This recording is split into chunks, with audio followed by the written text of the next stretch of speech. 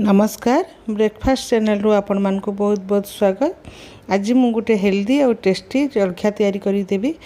तो आपण जब ताको जलखिया भी खाई परिबे किंबा आपण डिनर रे भी खाई परिबे। तबे चलंतु देखिदेबा आज मु कोन तैयारी करिबी।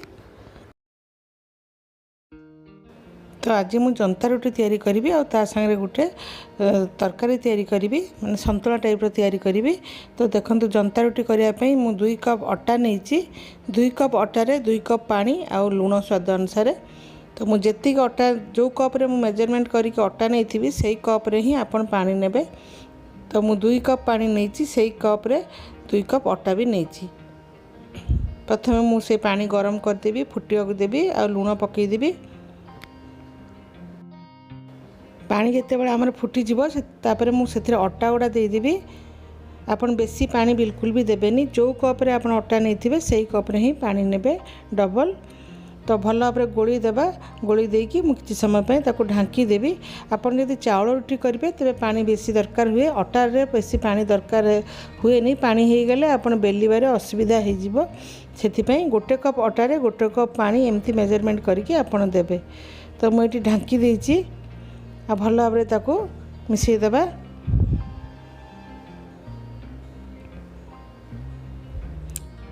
देखंतु एटा टे ठंडा हवा देबा। ठंडा हो गले आमे ताकू चकटिबा। तो गोटे प्लेट रे ताकू काढ़ी देबी।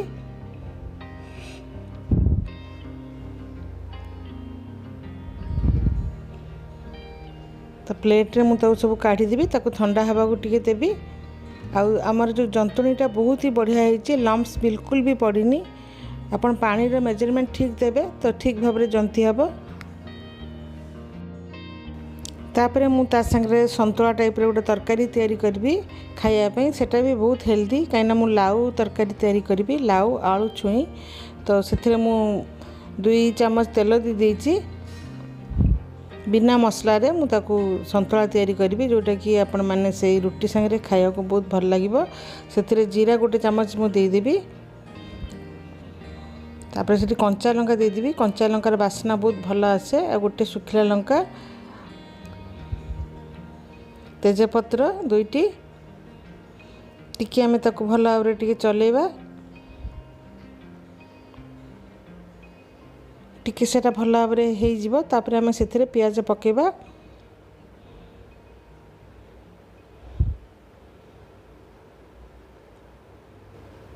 तो मुझे गोटे लार्ज साइज रो प्याज काटिकी देइछि। भल टेस्ट आसीबो। आ प्याजटा को आमे टिके गोल्डन ब्राउन करिया को देबा। जंता रोटी खाइया को देह पक्षे बहुत भल। आ पेट हजम करिबार भी बहुत माने तार हजम भल भाव रे करि पारे। एठी देखंतु लाउ नेछि, आलू आ छुई नेछि। मु एमती काटिकी रखिछि।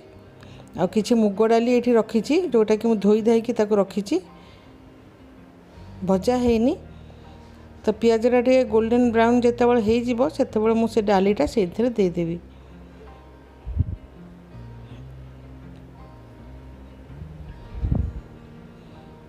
तापर आमे सेथिरे से जो डालीटा मु धोई की रखिछि बिना भजा डालीटा सेथिरे मु दे देबी। आउ डालीटा पूरा भल भाव रे टे गोल्डन हैला पर्यंत ताको हम भाजीबा। वयस्क लोकों को पाई रोटी बहुत ही बहुत बढ़िया। आउ जदि दांत न थाए खाया को भी बहुत भल लगे, माने खाई पारंती। आउ छोट छुआ को तो ए रोटी देले बहुत भल। जो माने ग्राइंडिंग करके न देकिरी क्षीर रे एमती बतरे की देबे तो छुआ माने भल भाव रे खाई परिबे, हजम भी करि परिबे। जो माने नुआ नुआ छोट छुआ खाई सिखुथिबे। ए डालीटा देखंतु हळदी लुण नेकी देकी मुटे भल भाव रे भाजी देइछि। लाल हो जाइछि। तापर मु सेई परिबा गुडा सिटी पकई देबी। तो टिके आमे ताको चले देबा आ ढांकी देबा। से परिबा गुडा टिके मोळी जिवो। ता भितरे देखंतु एटा ठंडा हो जाइछि। आमे ताको भल भाव रे चकटी देबा। पानी रो मेजरमेंट ठीक थिला, सेति आम जंतुणी भी बहुत बढ़िया होइछि। देखंतु लम्स बिल्कुल भी पड़ीनी। तो आपन को रोटी बेलिबारे किसी भी असुविधा हेबनी। यदि बेसी पानी हो जाए यार रोटी बेली आपन पारिबेनी। सेति पानीटा मेजरमेंट ठीक भाव रे देबे। देखो ये बढ़िया भाव में चकटी देती है। ढांकी देवी तरकारीटा हो सारा पुणी मु रुटी स्टार्ट करी करवा। तो तरकारीटा देखो मौली जाइए भल भाव में टी चलईदेवी। पानी देवा बिल्कुल दरकार नहीं, जदि दरकार पड़े आपड़ देवे कहीं लाउरू बहुत पानी बाहर।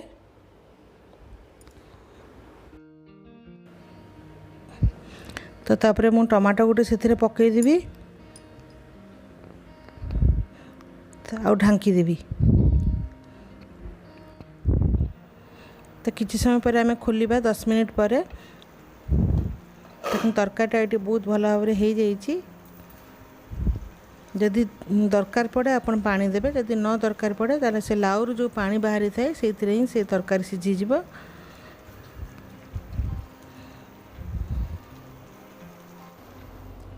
तो ये देखु तरकारीटा पूरा भल भाव में हो जाइए।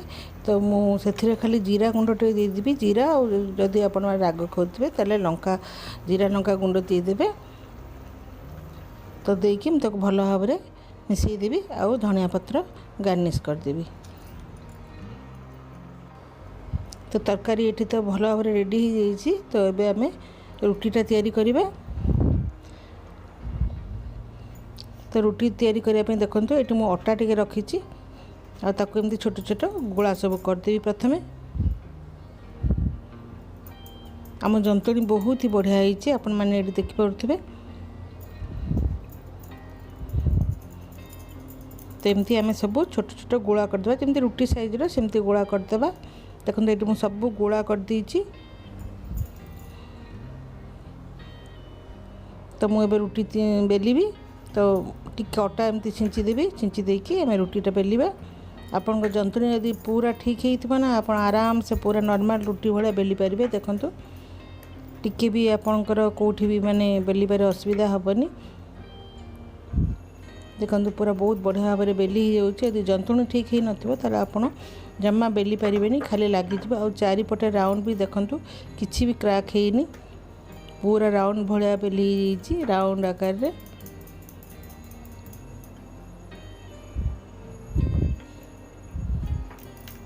देखो ये रुटी गुड़ा मुझे सब बेली देवी।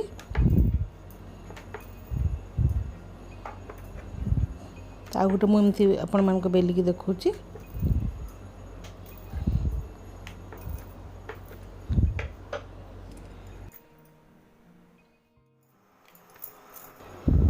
तो ये सब बेली देइची।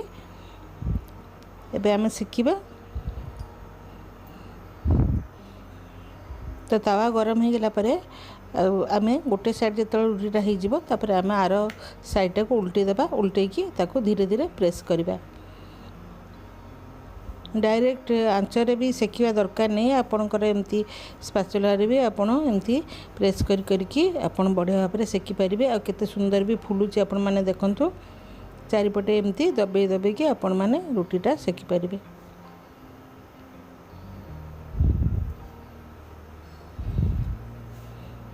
बहुत ही सॉफ्ट रुटी हुए एटा। छोट छुआ मैंने जो नुआ नुआ खाई शिखी था ये रुटी देवा बहुत बढ़िया।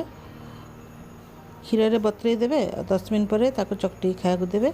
तो छुआ मैंने भी भल भाव में हजम करें। तो ये देखो आउ गोटे मुझे देखुची आपण मानक।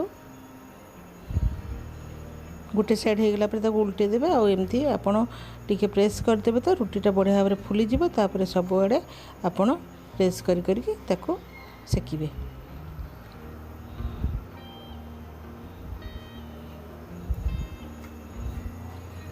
तो रुटी ये बहुत भल भाव में आमर हो जाइए।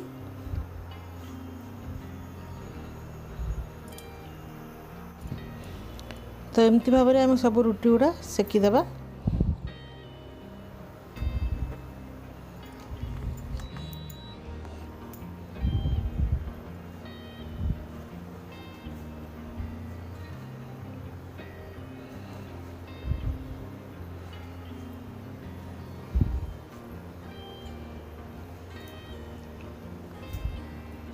तो मु आपण मानक गोटे छिड़े की भी देखुची रुटीटा केते नरम होती। खाइबा भी जमती भल लगे आ हजम करवा भी सेमती तार बहुत हजम करिवार गुण भी बहुत। जर उठी भी ये रुटी आपण माने करके दे परिबे कौन भी संतुला सांगे। देखुन केते नरम होईछि। तो एमती भाव में आम सब रुटी गुड़ा सेकिदेबा।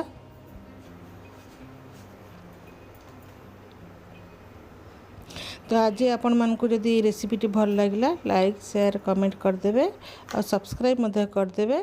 ताले मु रहुछि। धन्यवाद।